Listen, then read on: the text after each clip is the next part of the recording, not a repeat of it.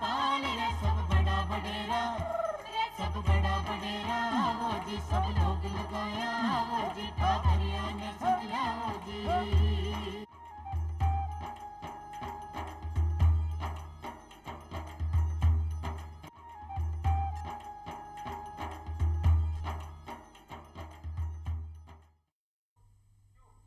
चौपाल एक बड़ा सगड़ा ग्रामीण भाई बहना ने राम राम सा खमा गणिसा भाई बहना जी चौपाल में यहाँ पर रोजाना नवा नवा विषय ले रहता है करा और साउटी जानकारी हासिल करा। उन्हीं प्रकार आज भी आपने चौपाल में आप एक न्यारा निर्वल और एक नवादु विषय ले रहता है कैसा और खास हमें तो जानकारी हासिल कर। और साथ ही साथ आज तो आपने चौपाल के मायने आप दो विषयों पर बात कर। एक विषय है अपने पशुओं के मायने बांझपन भी का कारण और निवारण जी जानकारी लेना अपने बीचे डॉक्टर अशोक साहनी साहब पधार्या है जिका पशुपालन विभाग में पूर्व संयुक्त निदेशक है और आप चौपाल स्टूडियो में घणो घणो स्वागत है डॉक्टर साहब। और साथ ही भाई बहन आप चर्चा में कर ग्रामीण युवाओं के मायने कसरत को कई महत्व है और जिसकी जानकारी लेकर आपने बीच पधार्या है एक परवेज अहमद साहब। तो परवेज अहमद साहब आप भी चौपाल स्टूडियो में घणो घणो स्वागत है साहब। तो भाई बहना आज जी आप बात कर रही हैं हाँ दो विषय के कर तो शू पहले आप डॉक्टर साहब से शुरुआत करा और आपनो विषय है डॉक्टर साहब को कि पशुओं में बांझपन को कारण और निवारण। तो डॉक्टर साहब शू पहले तो बताओ वो बांझपन कहीं है। देखिए, मादा पशु का ताव में ना आना अथवा नर पशु का मादा पशु के साथ समागम न कर पाना अथवा शुक्राणु निर्माण न कर पाना ही पशु में बांझपन कहलाता है। अब बांझपन पशु में एक बहुत ही विकट समस्या है। बांझपन से पशुपालक को बहुत ही आर्थिक नुकसान होता है। हम देखते हैं कि हमारे ग्रामीण अंचलों में पशुपालक बहुत सारी गाय भैंस भेड़ बकरी पालते हैं। 10, 20, 50 गाय भैंस भेड़ बकरी पालते हैं। उनसे दुग्ध उत्पादन बहुत कम होता है, उनसे 10 लीटर या 20 लीटर दुग्ध उत्पादन होता है। वहीं दूसरी ओर जो हमारे प्रगतिशील पशुपालक हैं वो थोड़े पशु पाल करके ही उनसे बहुत अधिक दुग्ध उत्पादन लेते हैं, क्योंकि उनको बांझपन की समस्या से उन्होंने निजात पाली है और वो अपने पशुओं से प्रतिवर्ष बच्चा लेते हैं और वर्ष में 300 दिन लगातार उनसे दूध लेते हैं और उनको बांझपन की समस्या उनके लिए कोई समस्या नहीं है। तो जो बांझपन जो पशुओं में एक विकट समस्या है, इससे निजात पाने के लिए हमारे पशुपालक भाइयों को बहुत ही सचेत रहना चाहिए और अपने पशुओं को जो निकटतम पशु चिकित्सालय है अपने पशुओं की वहाँ पर जाकर जांच करवानी चाहिए। डॉक्टर साहब ये जो बांझपन है पशु ब्याह रही हो नहीं है, पशु बोल रही हो नहीं है, बच्चा पैदा नहीं कर रही हो, तो कई कारण की वजह से ऐसे गए हो। देखिए, बांझपन के कई कारण हैं, उसमें सबसे जो प्रमुख कारण है वो कुपोषण। अक्सर हम देखते हैं कि हमारी जो बछड़ी है या पाडी है वो 4-5 साल की हो जाती है और वो ताव में नहीं आती। जब वो 4-5 साल की हो जाती है तो हमारे जो पशुपालक भाई उस पाडी या बछड़ी को पशु चिकित्सालय में ले जाकर जब उसको चेक कराते हैं तो पशु चिकित्सक बताते हैं कि इसके प्रजनन अंगों का विकास ही नहीं हुआ। तो प्रजनन अंगों का विकास न होने का जो प्रमुख कारण है कुपोषण। हमारी जो बछड़ी या पाडी है उसको हमारे पशुपालक ने न तो समय पे उसको हरा चारा दिया, न उसको बांट दिया, न उसको खनिज लवण दिया, न उसके शरीर के ऊपर जो चिच्चड़ जुएँ कलीलें जो उसके ऊपर लग रहे थे न उसका कोई ध्यान रखा, न उसके जो अंतः परजीवी जो उसके पेट के कीड़े हैं उसका ख्याल रखा। तो अंतः परजीवी पेट में होने की वजह से जो भी खाया पिया जो भी खाद्य पदार्थ है वो जो अंतः परजीवी है वो उसको खा जाते हैं और पशु को जो खाया पिया वो उसके शरीर पे नहीं लगता। इसी तरह से वही परजीवी जैसे जुएँ चिच्चड़ कलीलें लीखें इत्यादि जो पशु के शरीर पर लग रही हैं वो पशु का खून पी करके पशु को कमज़ोर कर देते हैं, पशु को थका देते हैं और साथ साथ ही कई जो प्रोटोजन बीमारियां हैं जैसे ट्रिप्नोसोमियासिस, बेबेसियसिस, एनाप्लाज्मोसिस, थिलेरियसिस आदि भी पशु के शरीर में उसके रक्त के द्वारा उसके शरीर में प्रवेश करवा देते हैं। तो सबसे जो महत्वपूर्ण बात ये है कि जो ही हमारी जो बछड़ी है या पाडी है वो जो ही पहले तो उसको पर्याप्त मात्रा में उसको खीस पिलाएं, फिर वो जब 7 या दिन का हो जाए तब उसको पेट के कीड़ों की दवाई जैसे पिपराजिन एडिपेट, पिपराजिन साइट्रेट या एल्बेंडाजोल ये उसको दवाई दें और फिर इसके बाद में हर महीने दवाई देते रहें जब तक वो 6 महीने की नहीं हो जाए। 6 महीने के बाद में फिर हर 3 महीने पे उसको पेट के कीड़ों की दवाई एल्बेंडाजोल, ये एल्बेंडाजोल जैसे आप दवाई देख रहे हैं एल्बेंडाजोल, ये 3 ग्राम की दवाई ये हर 3 महीने पे पशु को देनी है। और इससे जो पशु की जो कृमिनाशक दवाई देने से पशु के शरीर में जो कृमि है उनका नाश हो जाएगा और पशु स्वस्थ बना रहेगा। साथ में पशु को हरा चारा दें, प्रोटीन दें, उसको जो है खनिज लवण दें, ऐसा खनिज लवण जिसके अंदर विटामिन ए, D3, E हो, वो उसको देना चाहिए। इसके अलावा उसको जो है बाँट देना चाहिए, ऐसा बाँट देना चाहिए जो सस्ता हो, जिसके अंदर प्रोटीन की मात्रा हो, वसा की मात्रा हो, विटामिन्स हो, खनिज लवण हो। और ये जो बाँट है, ये कोई महंगा बाँट खरीदने की भी ज़रूरत नहीं है, पशुपालक इसको घर पे ही बना सकते हैं।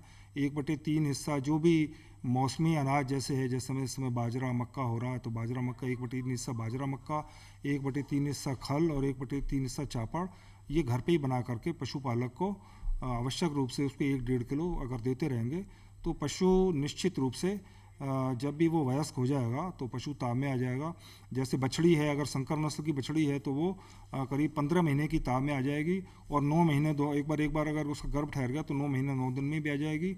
और अगर भैंस की अगर पाड़ी है तो वो 2.5 साल की वो ताव में आ जाएगी और 10 महीने 10 दिन में ब्याह जाएगी। तो इस तरह से हमारे जो पशुपालक हैं वो कुपोषण की समस्या से निजात पा सकते हैं, अंतः परजीवी वाही परजीवी से निजात पा सकते हैं। इन बातों का ख्याल रखेंगे तो निश्चित रूप से जो उसकी पाड़ी है या बछड़ी है वो आवश्यक रूप से ताव में आ जाएगी। फिर भी अगर वो ताव में नहीं आ जाती तो उसको पशु चिकित्सक से परामर्श करके और उसको कुछ घरेलू उपाय भी किए जा सकते हैं। जैसे आप ये देख रहे हैं कि ये नीला थोथा है, कॉपर सल्फेट है, ये भी 8-10 ग्राम अगर रोज़ाना पाड़ी को या भैंस को दिया जाएगा तो इससे भी पशु कुछ दिनों में ताव में आ जाते हैं। या कॉपर कोबाल्ट की गोलियां बाज़ार में मिलती हैं, वो दी जा सकती हैं। और जैसा मैंने आपको अभी बताया, कृमिनाशक दवाई उसको हर 3 महीने पे देते रहें, खनिज लवण उसको देते रहें। और इसके अलावा जो तिल की जो खल है, जैसे अब ये मौसम बहुत अच्छा है सर्दियों में, इस मौसम में पशु आवश्यक रूप से जो अभी तक भी ये हमारे जो पशु हैं अक्टूबर, नवंबर, दिसंबर, जनवरी और फरवरी तक जो भैंसें हैं खूब ताव में रहती हैं। क्योंकि अभी क्या है, रातें अभी जो हैं बड़ी हैं, दिन छोटे हैं। अब आगे से जैसे ही सूर्य उत्तरायण में होगा तो अब जो है रातें बड़ी होने लगेंगी, वो रातें छोटी होने लगेंगी और दिन बड़े होने लगेंगे। तो अभी तक मैं अपने पशुपालक भाइयों से कहने लगूंगा, जो भैंसें गाय अभी तक जो ताव में नहीं आई हैं उनको वो अपने पशु चिकित्सक से परामर्श करके आवश्यक रूप से उसके प्रजनन अंगों की जांच करवा लें, ताकि वो पशु आवश्यक रूप से ताव में आ जाएं और उनका गर्भधारण ठहर जाए। क्योंकि ये मौसम ताव में आने के लिए पशुओं के लिए बहुत ही उत्तम समय है। इस मौसम का बहुतायत से और बहुत ही अच्छी तरह से हमारे पशुपालक भाइयों को समझ लेना चाहिए कि इस मौसम में पशु ताव में आ जाएं और वो गर्भधारण कर लें। वाह डॉक्टर साहब, बड़ी विस्तार के साथ में पूरी जानकारी दी भाई। कहीं कारण सुबह मगर निवारण कहीं बस के आप कहीं कहीं दवाइयाँ दें ताकि वो लोग पोषण भी पूरा होते रहे। घराना आप भी को उसको बाँट है बंटो है वो की प्रकार बनावा, सारी विस्तार से जानकारी दी। और साथ ही आप परवेज अहमद साहब से जानकारी प्राप्त कर। आज भी आप 78 साल का हो और ई पानी होके थे कसरत करो जद, तो ये बताओ आज का गाँव का इसका टाबर है, युवा है, मोटियार है, बाकी मैंने कसरत को कहीं महत्व है? मेरे ख्याल से तो वो किस्मत वाले हैं जो अभी भी गांव में, क्योंकि वहाँ जितनी जगह जितनी सहूलियत है ना वो शहरों में नहीं है। जैसे सबसे पहली कसरत जब बच्चा पैदा होता है तो क्या होती है, बैठने की कोशिश करता है, फिर सेकंड चलता है, फिर दौड़ता है।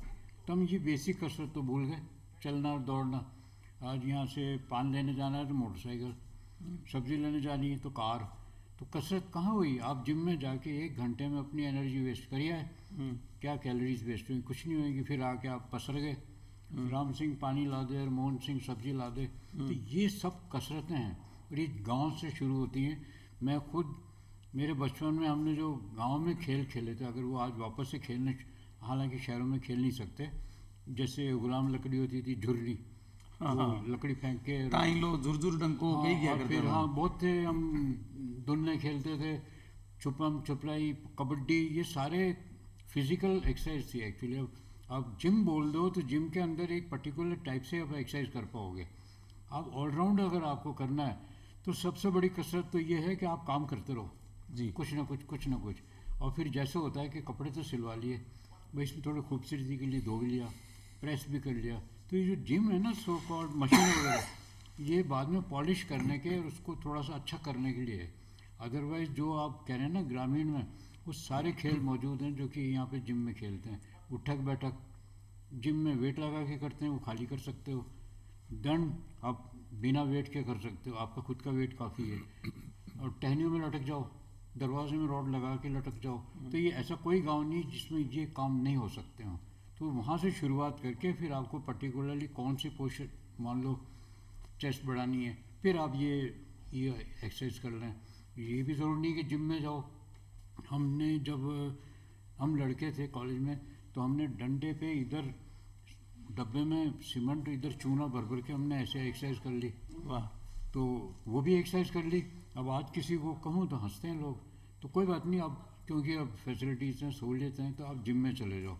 मगर फिर भी ये जो चीज़ें हैं ना, अगर ये छोड़ दी, जैसे कि मैंने आपसे बताया कि जिम में जाके कार में जिम में चले गए, 6 कदम दूर जिम में कार में जा रहे हैं, वहाँ पे लेट के एक्सरसाइज कर ली, थोड़ा सा एसी का मज़ा ले लिया, घर आ गए, फिर वही राम सिंह तू ये ला, मोहन सिंह तू ये ला, तू सब्जी और जूते तो दूसरे पहनाते हैं। तो उस कसरत का कोई मायने नहीं हुआ। तो कसरत वही है कि आप फिजिकल क्या क्या काम कर रहे हैं। और ये गांव या शहर, सबके पास ये सहूलियत होती है।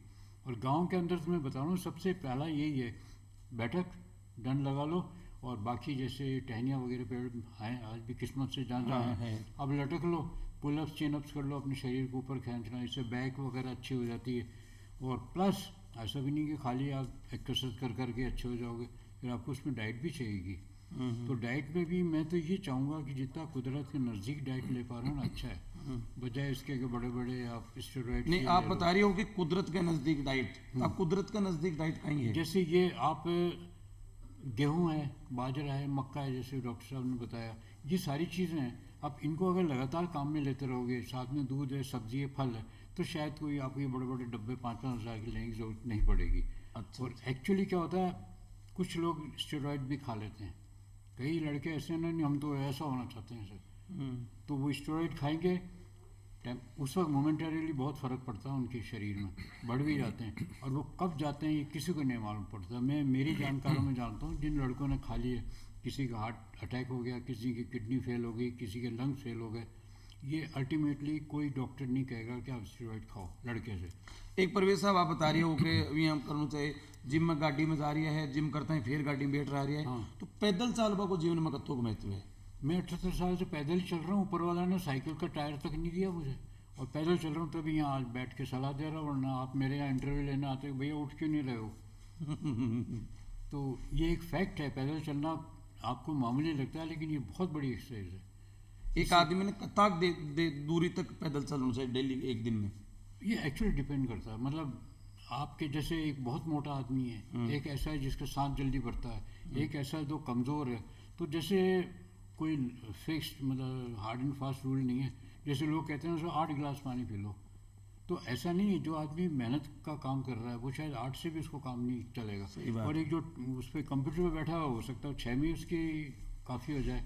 तो ये सब चीज़ें अपने को बांध के नहीं रखनी चाहिए, जो आदमी की ज़रूरत। और ये जो अपना है ना, इसमें यहाँ पे एक कंप्यूटर होता है, आपने देखा नहीं होगा, वो कंप्यूटर आपको बताएगा कि अभी आप थक गए हो, अब फ्रेश हो गए हो, आप पानी पीना है, अब आपको प्यास लग रही है, अब आपको भूख लग रही है। जैसे भी डॉक्टर साहब ने कहा था कि गाय भी बोलती है, वो तो जानवर है, कि मुझे अब ये चाहिए, अब ये चाहिए, अब ये चाहिए, अब मुझे सेक्स चाहिए, अब मुझे भूख चाहिए, पानी चाहिए। इसके अकॉर्डिंगली यही मेरा मतलब था कुदरत से। कुदरत आपको अपना आप बताएगी कि अभी लिमिट हो गई भाई, आप आगे मत जाओ। तो ये जो स्टेरॉइड्स वगैरह ले रहे हैं, ये ओवर एक्सरसाइज कर रहे हैं ना, ये एक्चुअली कहने को मतलब आदमी जत्ती कसरत भी कर सहज रूप से कर सके, बत्ती करनी चाहिए, 20 आपकी डाइट लेनी चाहिए, और फालतू की जगह दवाएं कोई केमिकल गिराई दे तो बस नहीं लेनी चाहिए। वो कुदरत का नजदीक रहना चाहिए। अब ये बात बताया कि जी गायें भी बोले, पशुएं बोले, अपन की प्रकार ध्यान पड़े कि साहब वो पशु ताव में आ चुके हैं और अभी को गर्भाधान करवाना चाहिए? देखिए, पशु के ताव में आने के लक्षण पशु स्वयं ही प्रदर्शित करता है। ताव में आने के लक्षण ये है कि जैसे ही गाय या भैंस या पाड़ी या बछड़ी ताव में आएगी तो वो रंभाएगी, ज़ोर ज़ोर से पुकारेगी, वो चारा दाना पानी छोड़ देगी, दूध कम कर देगी, पूंछ उठाएगी, थोड़ा थोड़ा पेशाब करेगी, और उसके जो मूत्र द्वार को आप खोल के देखेंगे तो पिंक रंग का या हल्का लाल रंग का आपको दिखाई देगा। पूंछ को वो उठाएगी, थोड़ा थोड़ा पेशाब करेगी, अगर इस और दूसरे पशुओं पे वो चढ़ने का प्रयास करेगी और दूसरे पशुओं को अपने पशु के ऊपर चढ़ने देगी। अगर इस तरह के लक्षण दिखाई दें तो पशुपालक को समझना चाहिए कि ये हमारा पशु ताव में है। और जो ही पशु ताव में आए, जैसे वो सवेरे पशु ताव में आता है तो उसको शाम को गर्भाधान कराएं, और शाम को अगर वो ताव में आता है तो दूसरे दिन सवेरे उसको गर्भाधान कराएं। पशु का ताव में आने का एक लक्षण पशुपालक को समझना चाहिए कि ये एक परमात्मा का वरदान है। इस वरदान को सहर्ष पशुपालक को स्वीकार करना चाहिए।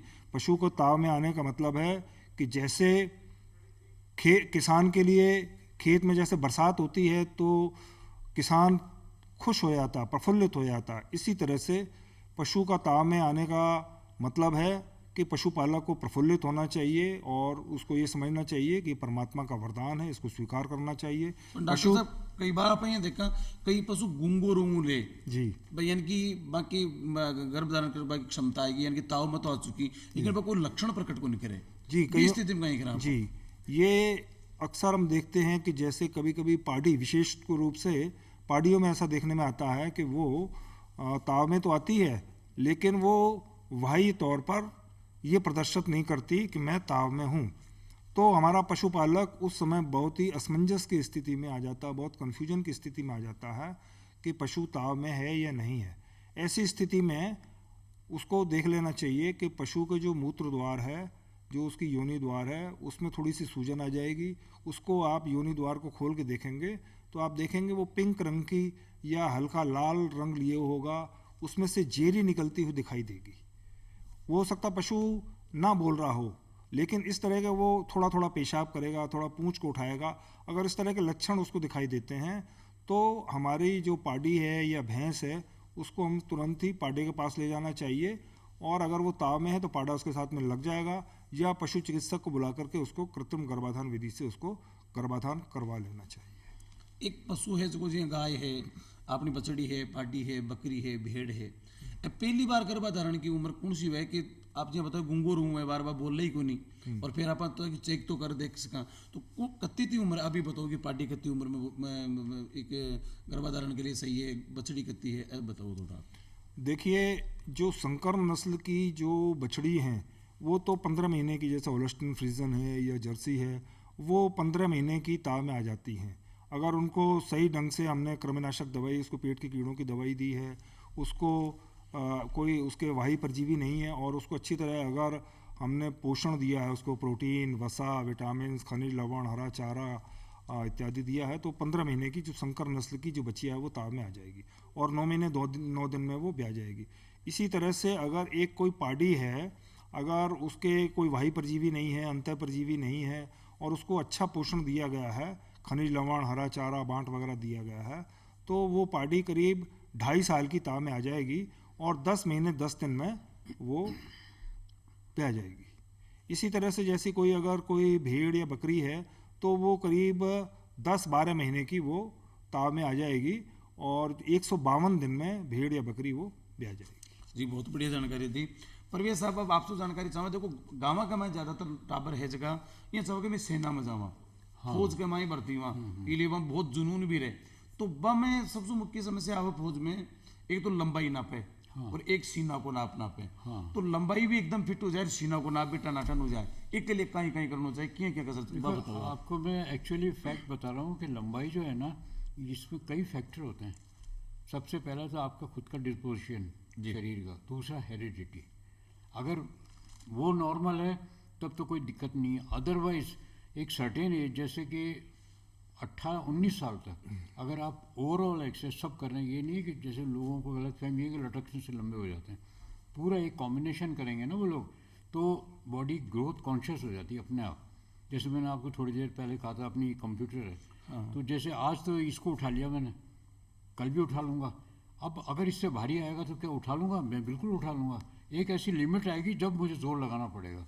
वही की वही चीज़ अपने शरीर में भी है, तो वो लटक लिए। अब बेंच प्रेस जैसे चेस्ट है, सबसे आसान होता है कि बढ़ाना, लंबाई बढ़ाना सबसे कम, मतलब बहुत कम बढ़ा पाते हैं, वो सबसे मुश्किल है, सबसे आसान ये है। तो इसके लिए एक बेंच प्रेस होती है, उसमें आपको कोई जिम विम जाने की भी शायद ज़रूरत नहीं हो, आप एक बेंच से लगा लो, उसके ऊपर लेट जाओ, और जैसा मैंने कहा था, अगर आपको वेट, आजकल गांव में भी वेट तो मिल जाते हैं, आप वो लेट के बेंच प्रेस करे जाओ, आपकी डेफिनेटली बढ़ेगी। अच्छा। ये तो मैं 50-55 साल में मैं देख चुका हूँ, क्योंकि मेरे यहाँ से CDS और पुलिस के लिए बहुत लड़के गए, लड़के के अब तो रिटायर भी हो गए कई, तो ये काम करता है डेफिनेटली। एक आपने जो जिम की कसरत है मशीना शू करा, एक आपने देसी कसरत है, क्योंकि गांव में तो जिम है ही कोई नहीं साहब। हाँ, नहीं तो है। बस देसी कसरत ही करे गांव का लोग तो ये देसी कसरत में और जिम की कसरत में कहीं अंतर है? फर्क सिर्फ इतना है कि देसी जैसे कसरत कर ली तो ताकत भी आ जाएगी, स्ट्रेंथ आ जाएगी, शरीर बढ़ेगा। लेकिन ये जो आजकल एक बॉडी बिल्डिंग के कंपटीशन होने लग गए हैं ना, इसमें खाली शरीर यूँ नहीं है, इसमें एक एक चीज़ देखते हैं। आपके बाइसेप्स देखेंगे सबके, अगर 20 जन हैं तो 20 के बाइसेप्स, 20 के पेक्टोरल्स चेस्ट, 20 के डेल्टॉइड्स, 20 के ट्रेपेजियस। तो वो अलग अलग चीज़ बढ़ाने के लिए फिर आपको इस जैसे डॉक्टर है, एक डॉक्टर MBBS है, एक आपको एंडोक्रोनोलॉजिस्ट मिलेगा, उसका बिल्कुल फील्ड अलग है, एक आपको ऑप्थेल्मोलॉजी में मिलेगा, वो बिल्कुल अलग है। तो ये फिर स्पेशलाइज्ड चीज़ें हो जाती हैं। पर्टिकुलरली ये बढ़ाना है तो आपको ये करना पड़ेगा, इस एंगल से मूवमेंट। ये जैसे काइनेशियोलॉजी होती है ना, आप तो जानते होंगे काइनेशियोलॉजी, मूवमेंट्स, उस मूवमेंट से अगर कोई काम करोगे तो वो पर्टिकुलरली वो मसल्स बढ़ेगा। तो ये करना पड़ता है। जैसे अगर CDS से इसमें जाना चाह रहे हो, आप नॉर्मल अच्छा होना चाह रहे हो, तो मैंने पहले ही बता दिया जी, बहुत बढ़िया जानकारी दी साहब।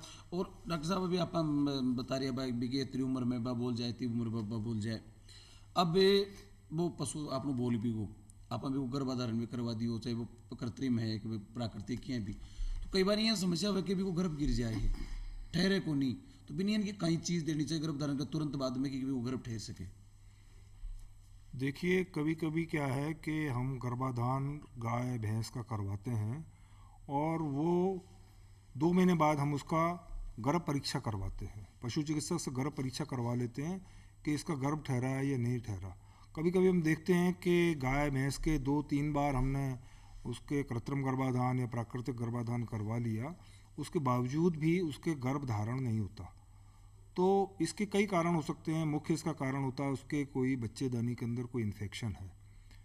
तो अगर कोई इन्फेक्शन है तो उसके अंदर पशु चिकित्सक से सिप्रोफ्लॉक्सिन और मेट्रोनिडायजोल या जेंटामाइसिन विद मेट्रोनिडायजोल नामक जो है इन्फ्यूजन उसके बच्चेदानी के अंदर, जब भी पशु ताव में आता है तो 3 या 4 दिन तक उसके बच्चेदानी में ये इन्फ्यूजन पशु चिकित्सक डाल देते हैं। और 3-4 दिन जब वो पशु ताव में रहता, 3-4 दिन डालने के बाद फिर अगली बार जब फिर पशु ताव में आता है तो फिर उसको प्राकृतिक या कृत्रिम गर्भाधान कराते हैं तो पशु का गर्भ ठहर जाता है। फिर उसको 2 महीने पश्चात गर्भ परीक्षा करवा लेते हैं तो मालूम पड़ता है कि उसका गर्भ ठहर गया। तो इससे इस समस्या से निजात पाई जा सकती है। और कई बार निश्चित आयु होगा के बाद में भी आप लोग पशु बोल रही हो नहीं है या ताव में नहीं आ रही हो, तो कहीं कहीं चीज़ देवा कि वो ताव में आ जाए, कई बार आहार को भी फर्क पड़े साहब। जी, जैसे मैंने आपको बताया कि पशु के जो बांझपन के कई कारण हैं, सबसे मूल तो कारण है कुपोषण है, अंतः परजीवी, वायु परजीवी हैं।